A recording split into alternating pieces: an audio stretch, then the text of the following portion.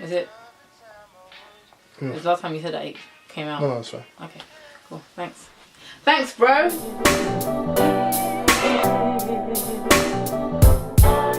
I'm back again with another video, and this one is all about self-care. So, as we all know, mental health has become more of a bigger thing. We know that suicide rates, depression, a whole bunch of these different things are it's a very big deal right now. Check one of my previous videos that I did with a very good friend of mine. She's like a sister to me, well, she is a sister to me, on mental health, where she shares her story and what she's been through. But this kind of links in with that, taking care of yourself, self-care. So I'm very big on that now. Very big on that. With me, if it disrupts my peace, I don't want it. I'm not here for it. Not down for it. I'm not down for the cause. Self-care. What does that mean to me? Just taking care of the person within, not just like physically, but mentally, emotionally, spiritually. Another part of self-care, which is, it hasn't got to be anything major, but I take trips away. So I started this like 2 years ago, so not that long ago, but I wanted to just have some me time. So I went to Budapest. I wanted to have some more me time because I was so stressed out from work. So I went to Barcelona for 4 days. It's just little things like that. It's just taking time out for me to relax, to chill, to calm down, to kind of just listen to my body and what it needs. And sometimes I just need to relax. I love reading. I read books all the time. In fact, what the book that I'm reading now? Okay, I've just done a madness. Right, so even the book that I'm reading, I probably would have finished this by the time I post this, but this is the book that I'm reading now, Welcome to Lagos. And let me show you some other books that I'm reading. A few other books, because I love reading. There are more beautiful things than Beyonce. That's a poetry book. Zadie Smith, Swing Time. Stay With Me by Ayobami Adebayo. Into the Water. I'm going to read that as well. The Cows. Oh, do not fall down. And Room. Yeah.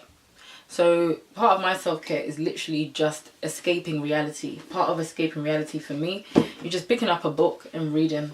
Like, I don't have to think about anything that's going on. I get lost in the book. I don't know what's going on around me, and that's helpful. That's helpful for me.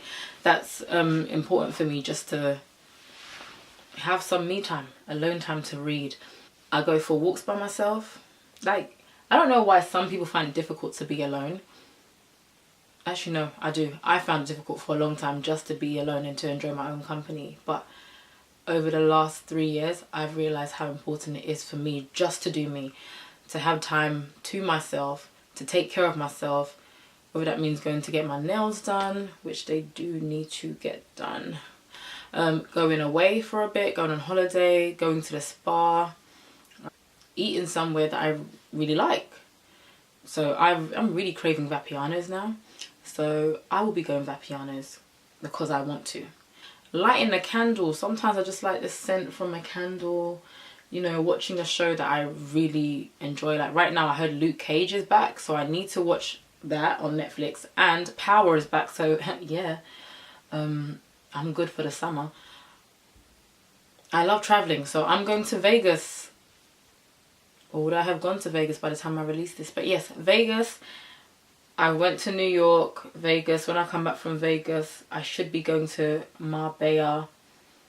So yeah, just enjoying life, making the most of it for my own mental health, for my sanity. The word of God, okay? Don't get it twisted. I'm not the perfect person. I'm not perfect in any way, shape or form. But I need to hear a word from God, whether it's by me reading my Bible, praying, going to church, even discussing things with my friends. It's nice to get a word from God that I can apply to my life, something that's very applicable to me. Napping, part of my self-care is taking naps. I love napping. I love sleep. I like to sleep.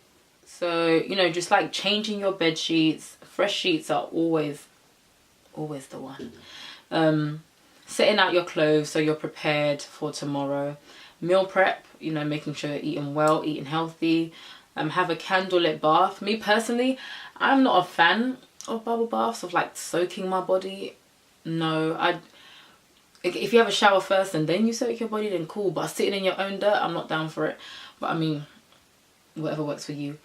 Play some music that you really like. So for me, yesterday, I was really into like Jagged Edge, you know, where the party at and all that, just early noughties type of thing. Watch a film, watch an inspirational video, whether that is a sermon. For me, I'm watching Pastor Mike Todd from Transformation Church, and he's got an 8-part series called Grace Like a Flood.